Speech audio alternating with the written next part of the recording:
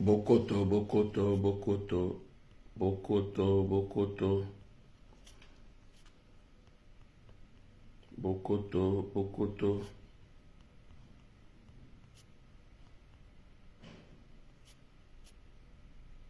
Bokoto, Bokoto.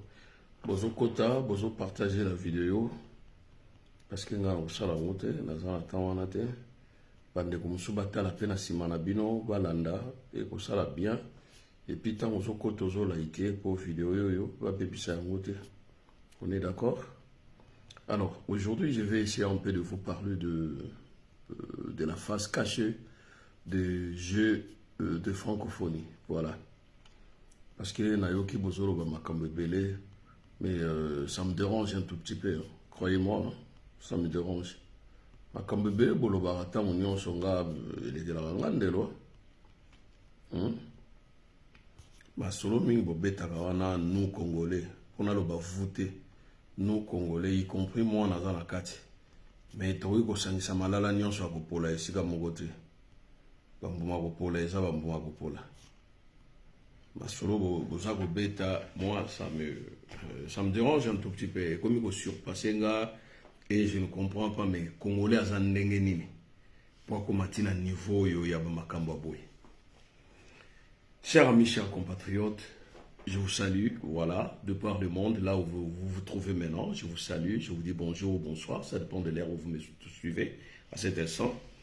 Alors, aujourd'hui, je vais vous faire une petite révélation de la face cachée de jeux de francophonie. Donc, il y a des choses que vous ne maîtrisez pas, il y a des choses que vous ignorez vraiment. Les londe na kokota na moboko, il y a ma solo, to solo la moké, pour la face cachée, il y a Jeux olympiques. Parce que vous ne posez pas de questions. Et le ko boye pour la ligne, et le kambo boye pour la ligne, et le ko pour la ligne. Allez, boye kokota batona babu zoberi. Buzoberi moko ezanga moto na makolo, boye kokota biso nyonso.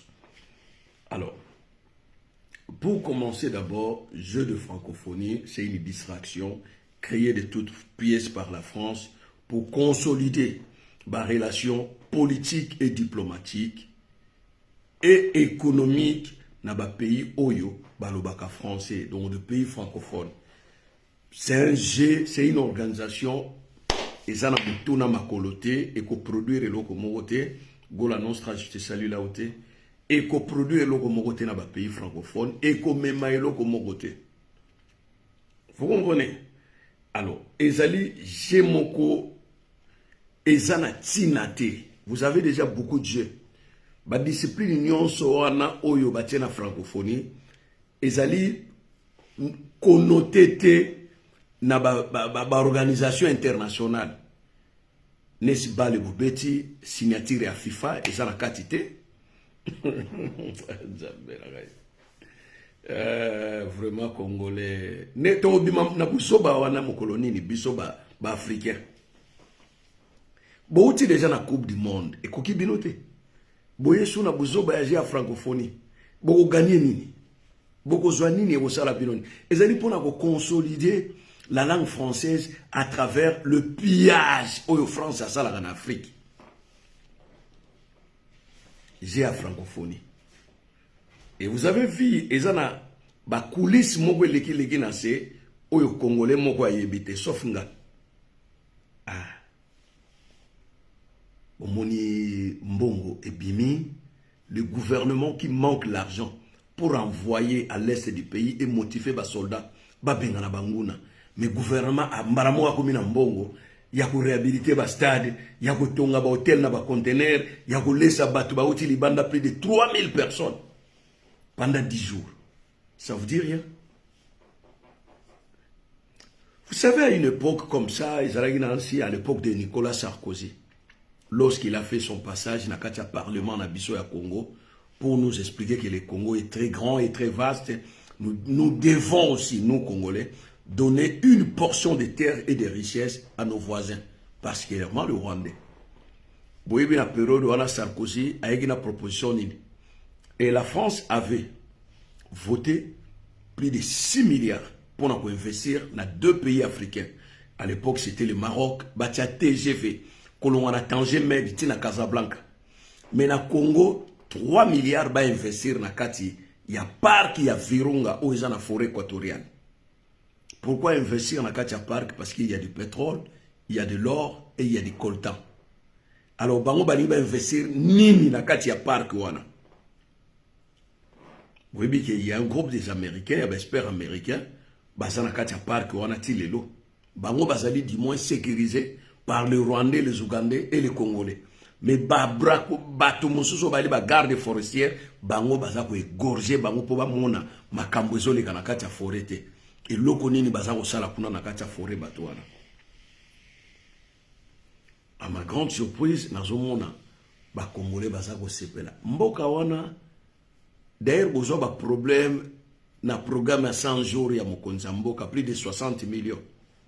Et bimana kesa l'État et bunga et palangana na maboka bato ba misu bakota ba boloko ba bimana bango bongo bovandira aboye plus de 215 millions boah ils vendent les bino na caisse bo réhabiliter stade oyo ba uti ko resala wo refus ya homologué parce que ça qui na ba norme internationalité mais ba bongisi les bino et c'est la France. C'est la France. France, 215 millions de dollars. C'est la France qui a remis l'enveloppe au gouvernement congolais pour réhabiliter Babiloko, pour gérer Salam. Mais par contre, pour quel intérêt? Là, c'est hyper important.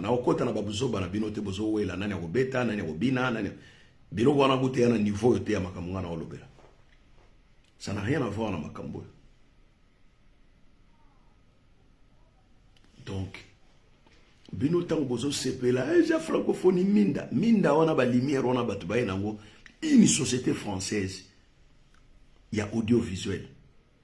Ba mutu ba yego installer minda wana bo mona ina stade martyr, rezo koma ba kombo. Mais ba français te mutu ba sala yango, ce sont des chinois.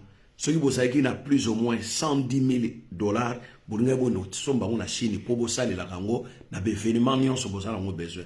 Mais vous attendez que la France ramène des jeux de lumière na Katia Stade Martyr pour bobeta Fati béton par rapport à ni pour bomber libino li solo que France moute financer Géwana. C'est la France. C'est la France qui a financé cet événement. Il y a la francophonie du début tina soukanamo. Gouvernement zaga tana et l'autre côté. D'ailleurs, Boyebake, Géwana Bapesaki Ongona 2019, c'est la France qui a désigné le Congo pour un intérêt personnel économique. Alors, vous faites la mission, vous avez le Banyamate. Il y a un remonté les Congolais, Baniko Komana, Zoba Moko Boyetozo, Bate Mutuna Makol. Après, il y a la polémique, voilà, secrétaire général, il y a OIF, il y a GA Francophonie, Mouchikiwabo, Akoyate, mais ce n'est pas elle qui dirige. C'est la France qui dirige, qui désigne tel pays, et ça l'événement, Mbongo Bonito Rope Sanabango. Et ça, le quoi, Ali Kelemba. Congo, Mutuna et Yango, il faut aller, mais il faut zonger ça. Li Kelemba Sogo Leba Sagani, va zonger ça. Bissonné to lebo, il faut que c'est la France, plusieurs milliards dans le secteur minier.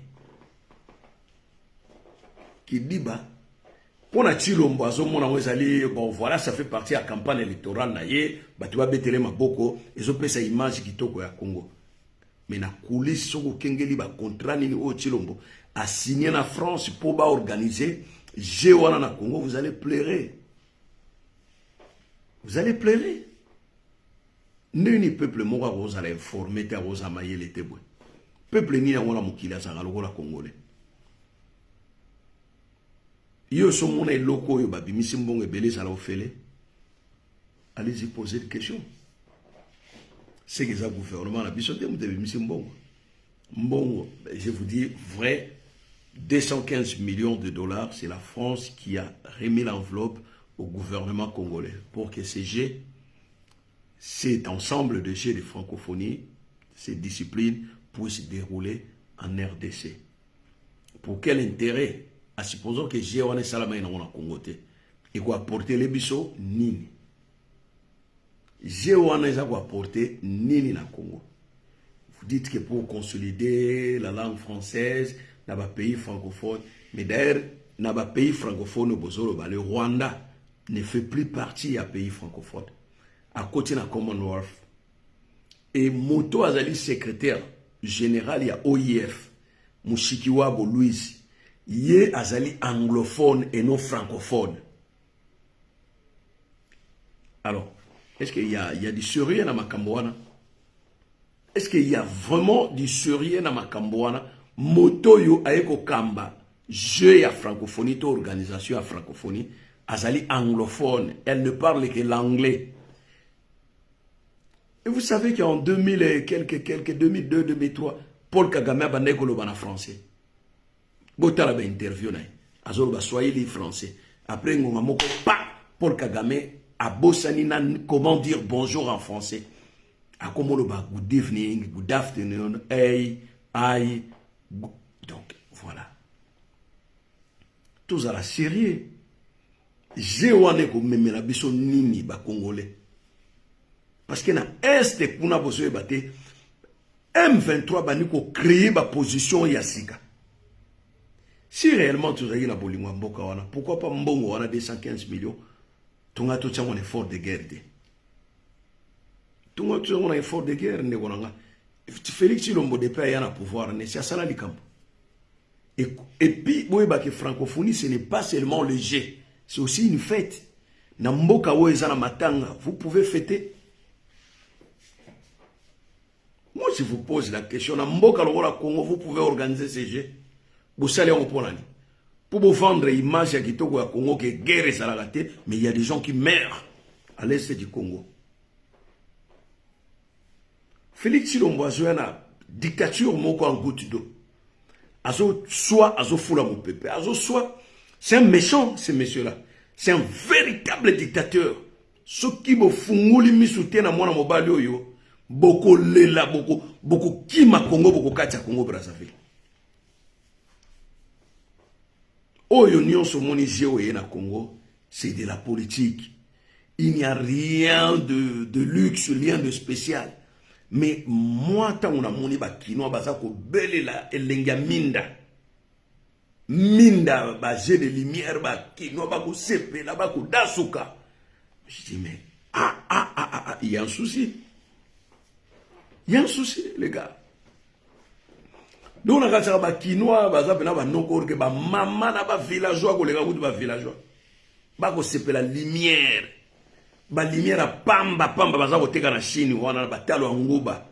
Et comme ba makambo, et bimsaka ba drapeau, et la ba photo, biloko pamba la France même, y était mouda fabriqué, c'est la Chine qui l'a fabriqué. Donc France avant diga boya obimsa ba million na ye pour réhabiliter au moni tout le qui mbongo France bespère français bazaki na kati wana ba détournement salamité bon moni ma union so ndenge mais so ezaki ya trésor public congolaise oka Vital Kamera bukia ye mukua muya ya bukia ye mukua kazadi ya bukia ye mukua ye moko Tshilombo tikali na nyonso Mukonza yibaka te ba yibelaka ye. Slogan za wana. Mukonza mboka yibaka te ba yibelaka ye. Eza mawa, eza pasi bande konanga. Eza mawa peza pasi. Nakasi bino na Kinshasa bozo mela baza kolia bozo kobina. Bozo landa ba je ba compétition. Mais na est kuna M23 zo so ba position ya makasi. Et sa stratégie, mon gouvernement en place à Sali pour se poser sur la question sur ce qui se passe à l'est du Congo. C'est horrible, les gars. Soyons intelligents même une seconde dans notre vie. Et que sunga biso, tozaba zoba mingi, peuple ya tchanana. Et ça la passe, pemawa. Comme on a peuple moko, non. Non. Bino ba Congolais, to lembi bino. Surtout bino ba Kinois, to lembi bino. Boza mayele te, boza ba zoba, ba chi dingi dingi. Nenge to lo baka na chiluba. Boza ba chi dingi dingi, ba zoba. mokonzi ya zoba eko kosa bino ba zoba bobeti maboko fati beton aumela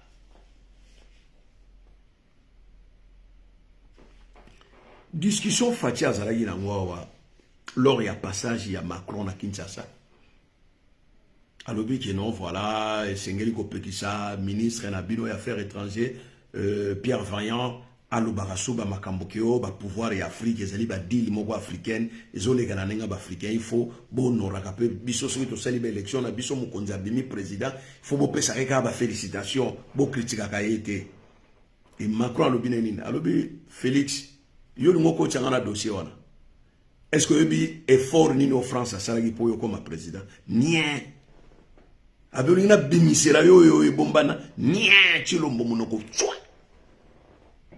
Alors kokengela discussion wana pe kotala na démarche nini France azosala na ekeke auto zoke na élection parce que basali yango pona linga osala te c'est la France qui a financé ba réhabilitation à ba stade wana na ba site wana sika c'est la France qui a remis 215 millions de dollars américains au gouvernement congolais basoko sabino ko gouvernement congolais siko ebimisi ba mbongo pona nini basoko sabino ndengwana pona nini gouvernement ese bimisa mbongo esali likamba malunga esi bomonango banda Tshilomba koma président il y a 5 ans gouvernement wana ese bimisa mbongo esali likamba malunga na mboka na esi bomonango bosala ta mayele une seconde bandeko France asali yango pona linga ko sala te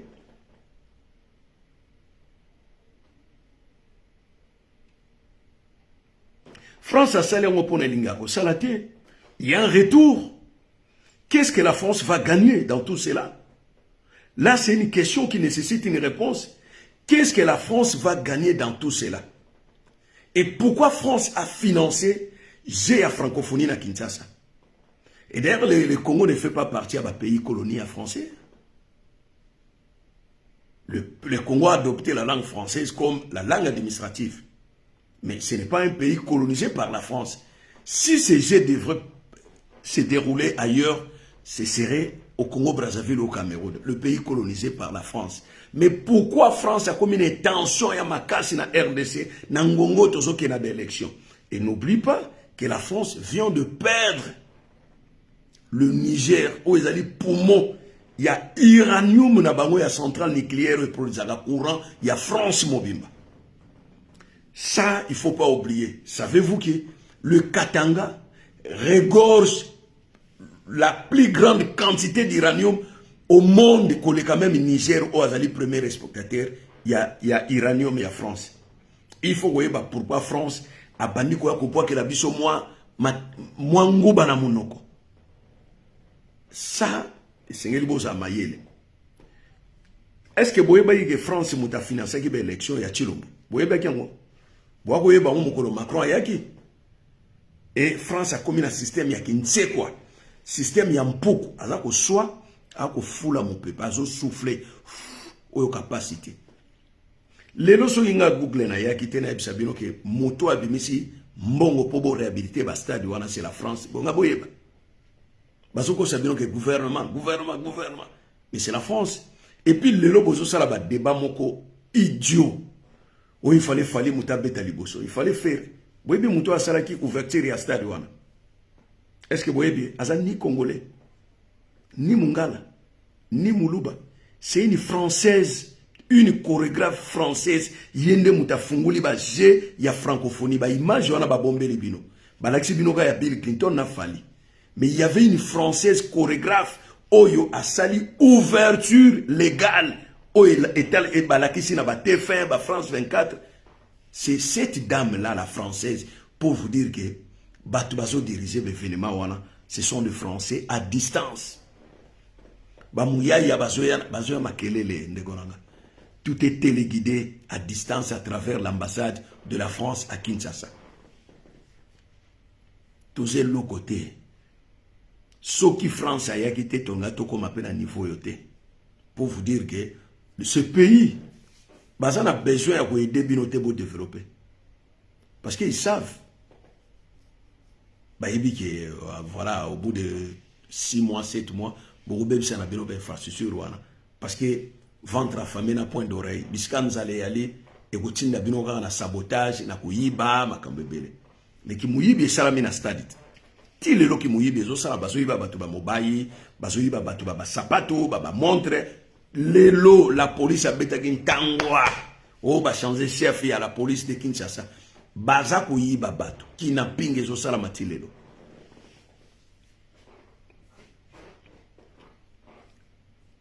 pays de malades bato baki ko sepela minda mais tandis que minda wana epeli na courant ya snelité epeli na 12 groupes électrogènes biloko nyonso ano bomonaki na stade ezopela na groupe électrogène na mopanzi nango na matongi wana yaki molili courant yaki te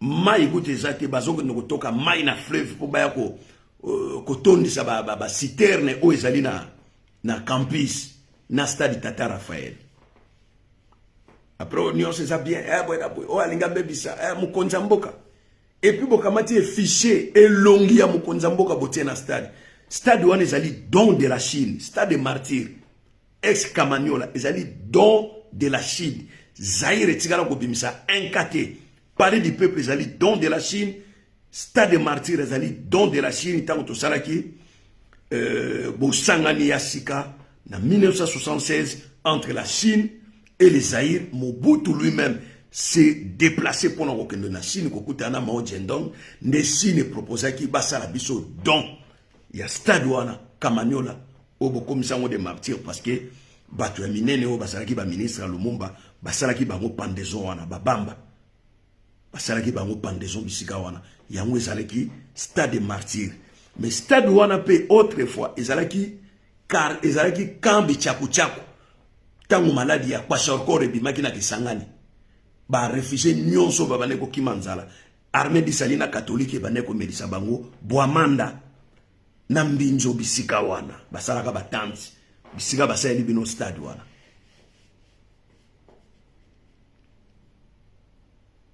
alors moi ça m'étonne boso putana faire fallait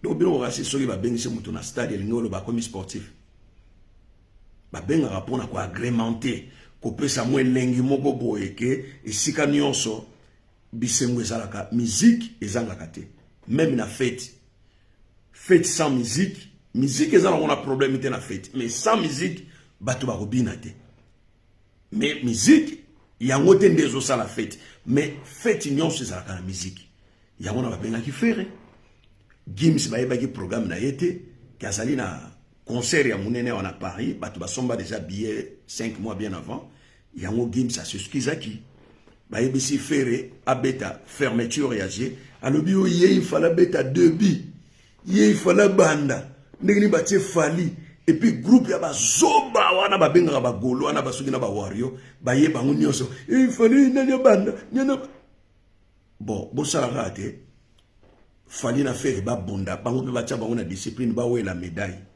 pour ba participer na G bo bazoba G on eza musique te eza musique congolaise te ni musique française te musique ezali wana pona ko agrémenter ko pesa mo elengi moko bato baza na moi zone moko attractif bato bazobina bazosepela ambiance ezala parce que mokonzi alobi ce n'est pas seulement jeu de sport mais c'est aussi une fête au moment où on a est du pays bato baza ko égorger bango mitu mais mokonzi aza ko sepela fête na Kinshasa la capitale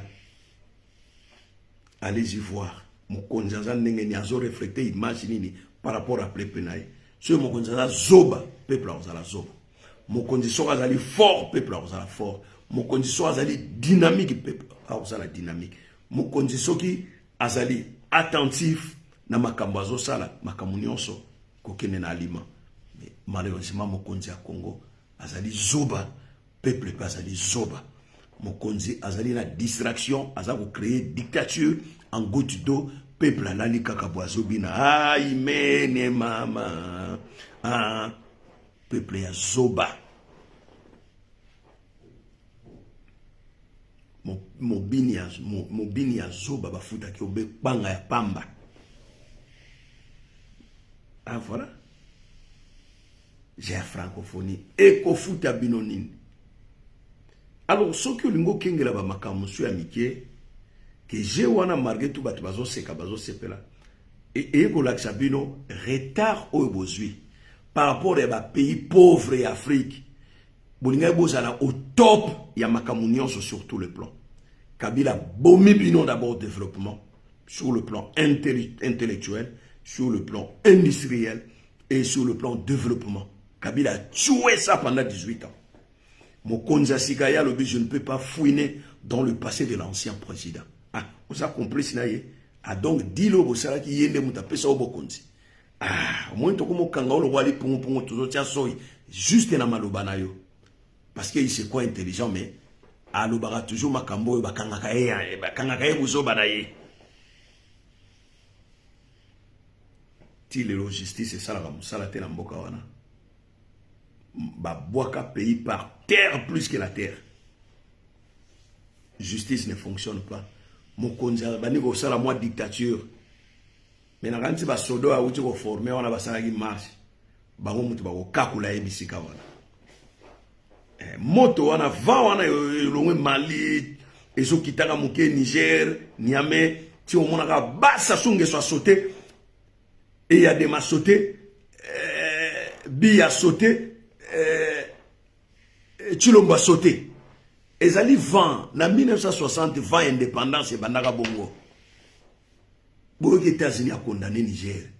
La France a condamné 1000 militaires américains basés en Niger.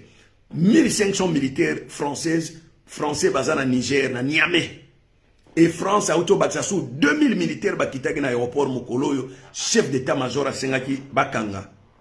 Aéroport et na ba frontière nyos. Batindi ba militaire en poni parce qu'ils peuvent faire quelque chose, ba déloger groupe ba militaire on a pas besoin de ça. Président wana mais ne wala mai so ko na mabele.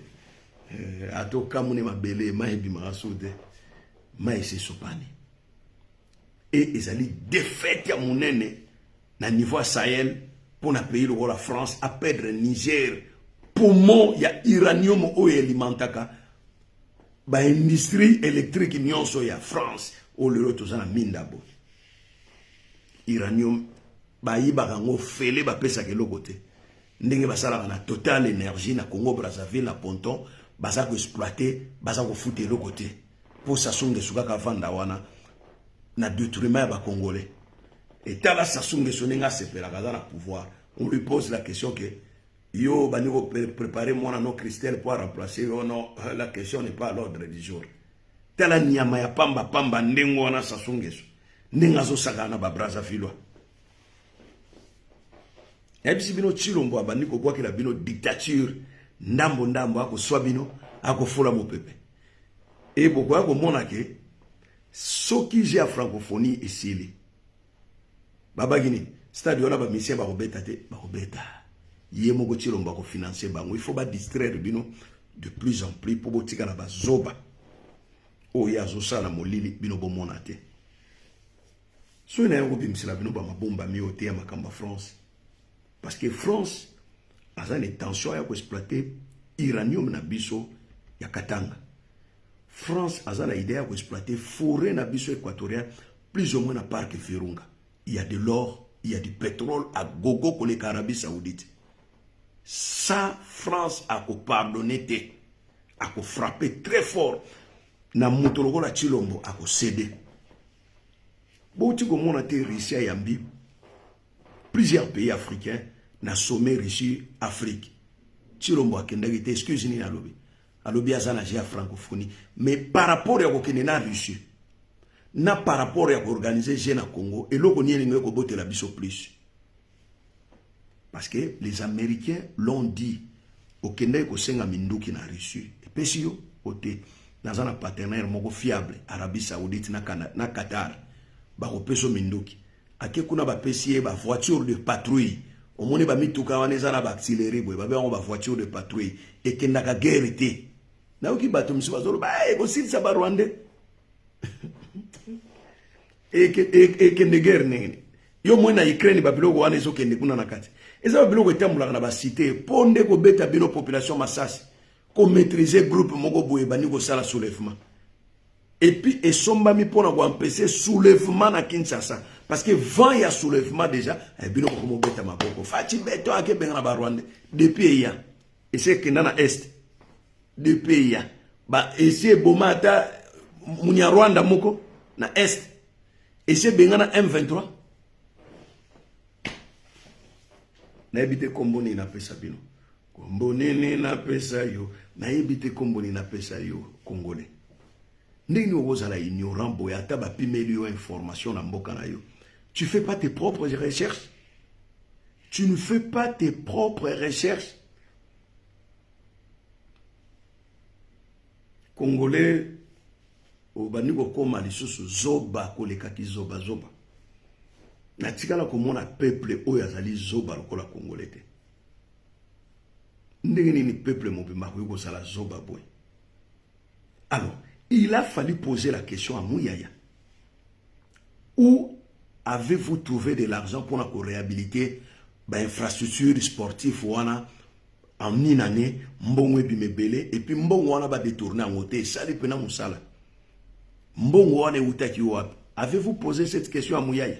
Est-ce que Boyoki à l'ordre du jour, Mouyaya tiki ko beta ni solo, il y a d'où vient cet argent? 215 millions de dollars, c'est la France qui a remis l'enveloppe au gouvernement congolais pour réhabiliter Babilo Kouana. Mais il y a 6 mois passés, Batu ya kaf bayi ko sala banquette pour na kotala soki stade za malamu to za malamu te ba déclarer ki yango ke za malamu te et tout ça qui na compétition à monene ya éliminatoire ya CAN 2024. Mais to senga ki to no kobeta na Cameroun parce que stade wana ezalaki na ba norme te ba toilette ba biloko belé ba restaurant ezalaki déjà akobeba. Après la France s'est dit Congo vient. Yaka bon. Nga lingina salisa yo na makamu na yo avec infrastructure parce que babandaki ba misala wana depuis 2019. Depuis 2019. Et c'est la France qui a choisi, la RDC a organisé événement wana ya francophonie. Événement wana eza ko apporter rien na Congo, même pas $1. Rien. Et aussi là nango komona eloko moko pe ko salamate. Et aussi sa guerre te à est du Congo. Et ko changer conditions de vie à ba Congolais te. Et ko kotisa ba millions te na caisse à l'état. D'ailleurs c'est gratuit. Yo so mone loko ba bimseli mbongo ebele za la gratuit. Vous avez déjà vu ça? C'est qu'il y a un souci. C'est qu'il y a un souci eloko moko zo bata mawana bazoni nga bimsela binote. Après, bâtir fichier à mon nene ya Yechilombo, liboso à stade. C'est comme si stade de martyr yem tatongango. Atolo babongo. C'est comme si azana sonité qui a que nous fichier na ye longi na ye liboso à stade de martyr. Sur trentaine de disciplines au Ezosa Makuna, 28 disciplines ba Congolais baso pola. Touti ko sala kobundana nini lit ya basi. Na Camerounaise moko ba beti biso 10 match ya football to beti contre Benin ba niati biso mibale match ya basketball to beti contre Roumanie ba niati biso 18 bozana discipline moko te oyo loba botika na danse côté ndombolo wana bina bwana pays moko te olonga bino côté sapologie Boui vous en conquérant mon kaka Congo Brazzaville. Bah on va avoir argent bino bozu or. Mais bah discipline ou étigalé. D'ailleurs les athlètes ne mangent pas bien. Moutaler a bientôt à laisser ça qui a l'os au mokolomoko et zalaka. Incroyable. Après bazoko sabino na makamuna bango o Louise Mushikiwabo akoyate matindi secrétaire na ye. Qui dit secrétaire na ezana yete bukuni bo fuma ba komi au Rwanda tikala ozana problème tena Congo ndeko na ngai mukolo Congo ekoma na problème na Rwanda to couper ba relation diplomatique ndako na ngai bobelo oni eleka na Rwanda na Congo na ambassade ya Rwanda bobi ke pozo visa ya Rwanda il faut que nous ozona na Congo Brazzaville bobite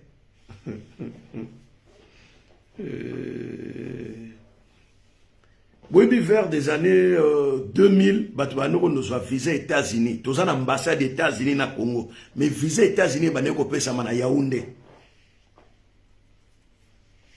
C'est-à-dire, batindi okuna. Au sein de l'ambassade des États-Unis, nous avons visé aux zones à Yaoundé. Après, nous avons commis na Congo.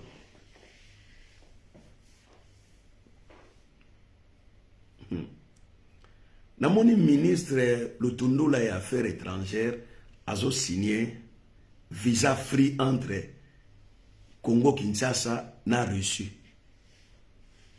Kala tobano ne Russie sans visa, so ya yebite ngana website.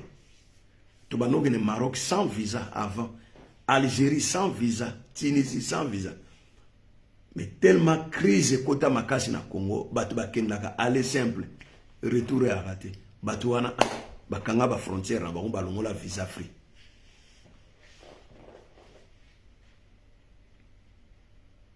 Fallait aya yembi, batu ba bini, batu ba crier, mais à fin de compte, et aussi ça va problème les na est ya Congo. Parce que au moni mundele alandaka attitude ya peuple. Quand vous dites qu'il y a l'ambiance à Kinshasa, il n'y a aucune guerre à l'est du Congo, Mundela suit acte qu'il n'y a pas la guerre à l'est du Congo. D'ailleurs, à Kinshasa, les gens fêtent, les gens dansent, les gens boivent, les gens mangent. Donc, il n'y a pas de guerre au Congo. Alors, Babilo Wana, ça ne fait pas beau. Ils ont vendre l'image de Bisso Nandenge Amabe. Et les gens se posent des questions. Est-ce que c'est vraiment le Congo? Ndeko iko commettre Babiloko, il y a ba fête, il y a ba francophonie qui ne donne rien. Et bah ça a un problème, il y a makasi na est du Congo. Le journaliste Charles Onana, Azana Kinshasa, a organisé une conférence à Mounene après l'Union Selika qui entre ambassadeurs et l'Union Européenne na ndeko na biso ex-journaliste Oyo Ameka ko souligner quelques passages il y a livre à Charles Onana sur Holocauste du Congo. Bakende ko porter plainte na pays moko ezali concerné te na makambo ya Congo ya Grand Lac. Donc voilà, Charles Onana s'est rendu à Kinshasa parce que depuis longtemps il refusait d'y aller. Abane ko bang insécurité parce que Kabila na Paul Kagame babana ko luka ko pomaye. Parce que le mec, je sais pas si Azana Makila ba Congolais, il a fait un travail de prestation depuis des années. Il a enquêté sur tout ce qui se passe au Congo depuis des années. Potilelo, ce n'est pas son premier livre. Ce n'est pas son premier livre, l'Holocauste au Congo. Ça peut être 3, 4e livre qu'il a écrit sur le Congo. Mais malheureusement, les Congolais n'ont pas cette éducation de lecture. Bago somba pété, même ça, 5 euros. Congolais somba té, Congolais tanga na été. Congolais, soka simbi téléphone boye, aotala. Ba reels oyo ba video yo batu baseka ya wa Congolais azotala azoseka azoningisa moto to azotala ba fille oyo babina ba sextap wana. Dernièrement na betela bino mo lisolo mo na otanga kombote dernièrement na saki sika moko boye na moni kulutu moko ya google ni famille na bien mukubwa boni abi bien Google bon sombera ngana bière na mela kabina sombero bière o mela bière ni abi Heineken sommelier Heineken na pesier bon to bando sola mo muke apona bien pana yo ba toilette ya albi na sima kuna na uti toilette na sukuli maboko na ye na komi pembe na ye na dingina le kaye mo muke pona vanda bisika na vanda ki nzoto na nge tuti telefone na ye brrr telefone ko yi bon natala tan telefone na yebo mukolo 64 ans azotala na pornographie mukolo tata mobimba azotala na donc ezandenge ya ba Congolais.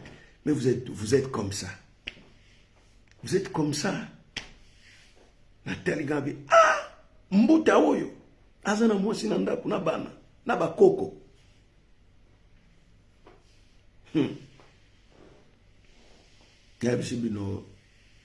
Tout fond la mise, chers amis, chers compatriotes. Tout le monde a bozoba. Tout le monde a distraction. Moto abetio mbatao avimbisi litama. Aye kopé sa o lilala. Yozo we la ka lilala mais ozota la souffrance ezana monoko na yote. Le Congo est assiégé par des forces négatives, les gars. J'ai à francophonie dans zo sambela nzambe le kambango tozonga na situation idéale, initiale ya liboso. Tozonga na état initial otozalaki na liboso.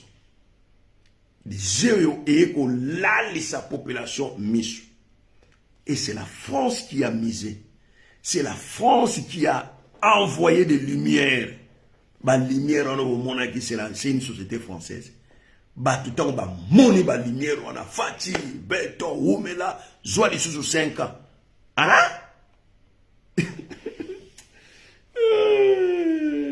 Ba lumière on a pas mbepeli na stade wana yango boko c'est la Fati 5 ans.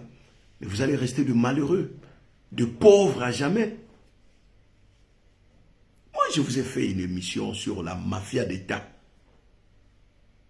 Sur la mafia d'État.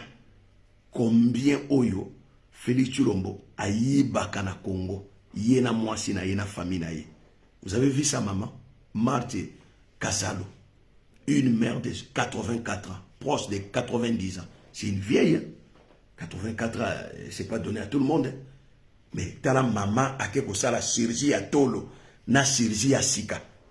Abandi ko frotter longi a komi pembe. Mam koko ya mokolo bongo. Pour comprendre, vous regardez les enfants, il y a Félix Tshilombo. Banane ya mikolo saliba koko ya Marthe. Il y a mama wana. Tanenga komi pembe.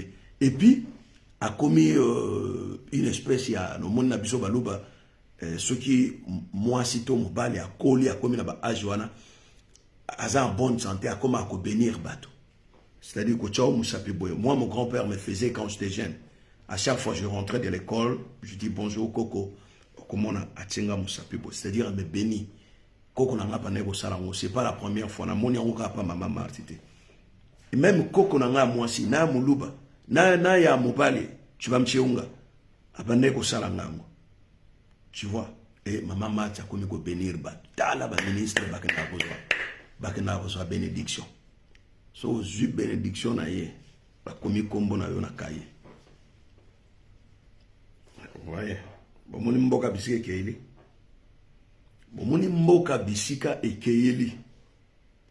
Moi je suis pas pour faire l'apologie de Tshilombo, boyena boye. Parce que les gens disent que yo lingaka Tshilombo te. Oh, na lingaka ko moi si. Ah oui momi nanga. Boni boyego. Oh.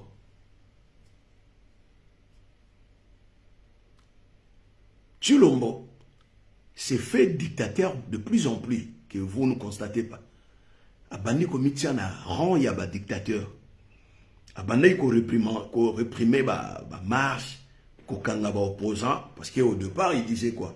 On a eu pour libérer les opposants dans la prison. D'ailleurs Moïse Katumbi aura son passeport d'ici là. Après, yémo abandi ko empêcher Moïse Katumbi à na Congo central. Mais c'est son pays. Vous l'avez déclaré congolais, c'est son pays. À qu'il n'était pour l'année. Même moi qui suis ici en France, je me déplace quand je vais lobby dans à Paris. Moi, je suis à 1h30 à Paris. Lobby dans Boutou à Paris. Personne m'a dit que yo au à Paris. Personne. Mais ce n'est pas mon pays, la France. Si vous voulez empêcher moto na mboka na yake na province musude. Ya on a vu bino que abani ko comme dictateur en goutte d'eau. Moke. Ndenge balobaka na mangala. Bien vous avez Fati, Beto. Et au la jeunesse wana, mais c'est une bombe à retardement. Jeunesse ezanga mayele, jeunesse ba jeune mingi 80% ba jeune kinois, ba yebi ko komate, ba yebi ko tangate. Ils ont des diplômes mais ils savent ni lire ni écrire. Na moni auto petit frère na ngamo na sala moi commentaire mo a yebisinga lo biwo ngana o sala les accéléré. Petit frère n'a propre, bio makamuna oloba pona Congo na eza s'accélérer. Bon, je sais pas ce qui est pas dans la gateli boulot on va comprendre le côté. C'est comme s'il y a des gens qui ne comprennent rien. même dans ma famille. C'est pour cela, moi, je ne fais pas de débat avec des gens.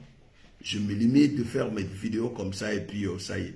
Ceux qui ont des questions à poser, il y a d'autres gens qui peuvent vous répondre. Moi, je ne réponds pas. Ça y est, on va répondre de ma camounine. On va répondre de ma camounine. Mais le problème en est que vous demeurez pauvre.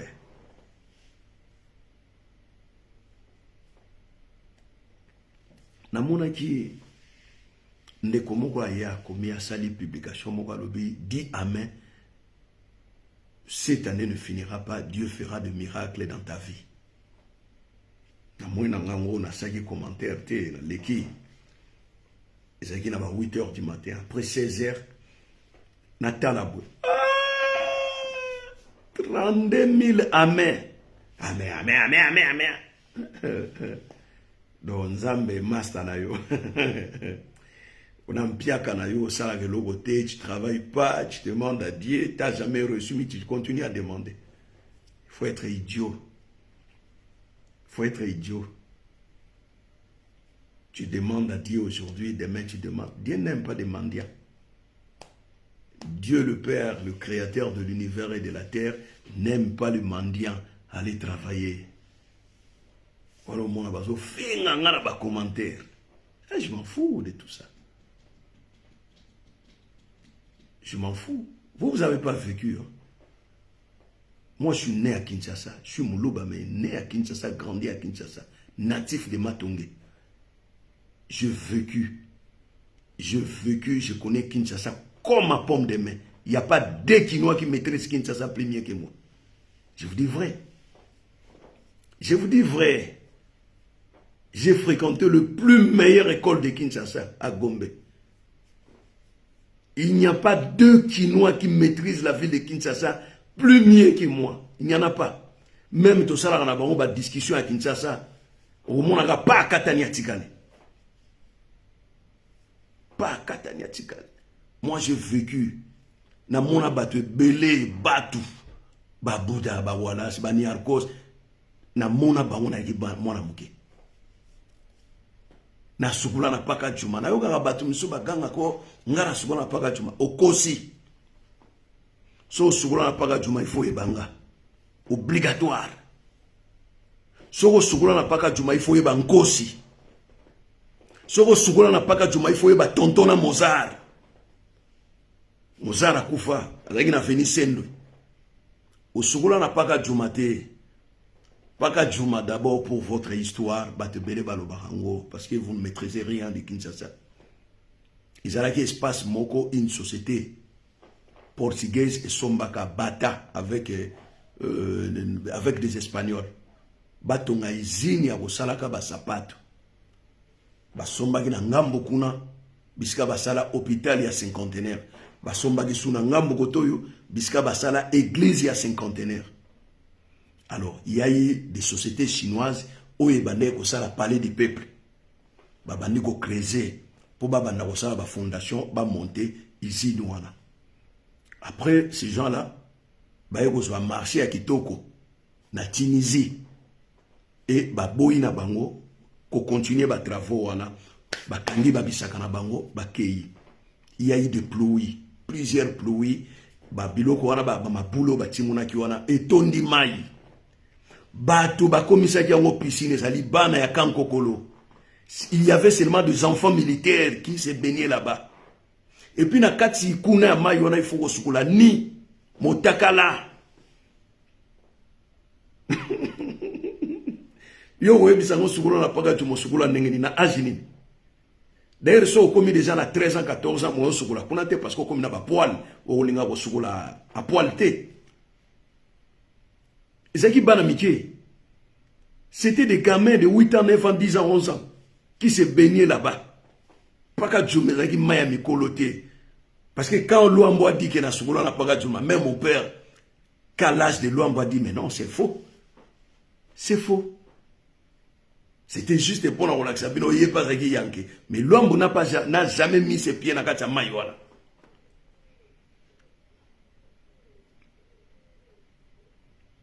Et d'ailleurs, Maïwana Pakadjouma, ngoma ya go bima nyoka bima kuna le batu bakimi ezaki so boye à l'époque ezaki na bambile sobe bobalina na bambile sobe bolé bambile sobe bozoluka bambile sobe te la bolé après botimoni mabulu bolongoli ba chemise na bino na ba kilote bobombi na se mabele boke mitakala ni a poil tina mai boke beta banzoplo yo ngaso lobe se wa para juma no kagle age na yo par rapport ya para juma na yo biso que non c'est faux na ok no musikate na calculer ka age na on a tuni otakel age o age wa bino sugula kuna te on a sugula te na go démontrer o makamuni sur la tsa sugula te ça y est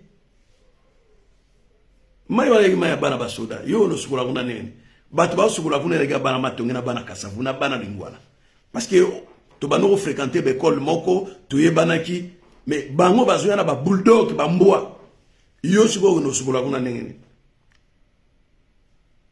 jomo uda ina ipena ebisanga o ya nga sugula na paka jonga bite kuno go tsa makolote na ebise bon pona kanga yo. Alors manase mwaka alobi ke paka jumezali secteur ya ba prostituée non non paka jumo na olobi sa wana te wana paka juma le longa na ebia mote na oloba paka juma ya kala wezaka ba piscine naturelle ba ziba betan o biso to bano no ko sukula eza paka juma ba prostituée te Joana ononga suwa paka juma bite kota na mai wana te yaya ona kota ngabina aneni ona 81 abiwa mona secteur ni o ipen ngabino tana 81 vene mesala maka boy mai wana bakanga wana te période boy avant ni mien ngabi der mai wana yaki bana ya basoda kango kolo posukula kuna ifoza na camarade so ina ba mi Roger to ina ba Benoît bana basoda soki tokei tovandi likolo wana tozozela bango ntango bakoya tobeti bango basifle bayebisi biso boya bango baya na bamboa bazonukuta na sa mabele bazoka solo ya bakilote baza kotimuna baya koyiba biso bakilote biso mongo mosusu tozonga mitakala na mulili tozoya kwen ya miri mitakala miroko toki bana mikesi tosote miri tokoti tokoyelata bakilote na ndako po ezalaki wana soko sugu na mai wana boke silisa bisika sonika futa tonga amphithéâtre na mai kalamu so bosisi na mai kalamu boke siko na piscine ya funa pona kolongola kubuka nyonso eza na bino na nzoto. Alors le kuta eyaka na ascenseur vérité est un escalier mais vérité est longaka ngana osepela ba quinois particulièrement bino ba quinois. D'ailleurs, actuellement, vous êtes mélangés parce que ce ne sont pas des Quinois. Ces gens-là viennent du Kassai. Vous avez un comportement, vous avez un bino et vous avez une bombe Yamakasi. Donc, voilà. En plus, vous êtes pauvre. Vous avez un bon moté, vous avez un loi, vous avez une unité. C'est facile de corrompre au Salamabe. Alors, les bosso, bobana ko fêter. Il faut régler nous la situation de l'Est du Congo. Qui m'y écoute? Bokine n'a pas vraie élection. Chilombo li susute. Chilombo li susute. Azali gâchis. Manque à gagner pour le Congo et les Congolais. Mais malheureusement, à la fin, c'est lui, il y a le plus Richard. Kole Kabino, il y a Kabila. Est-ce que vous savez que la ville de Kinshasa, dans son ensemble, en termes de superficie, mesure 623 hectares. La ville de Kinshasa, de Kinzono, à Ipen. Et vous savez combien vous avez donné à Kabila des hectares? 222 sur 623. 222 hectares. Rien qu'à Kabila. Vous savez la ville de Rome mesure combien d'hectares?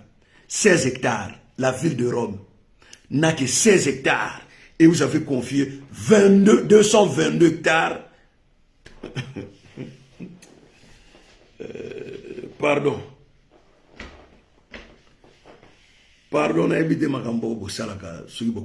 nous devons d'abord abolir la constitution congolaise avant de redresser le Congo. On a aboli d'abord cette constitution. Ils sont toxiques. Constitution en les alliés B. C'est du poison pour les Congolais. Il faut tout abolir ça. T'organiser référendum. Après référendum, tu voter Mibeko Yassika. To longwa na bamakambo wana.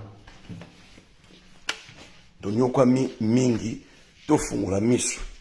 Soki to kufungula misu te itali biso.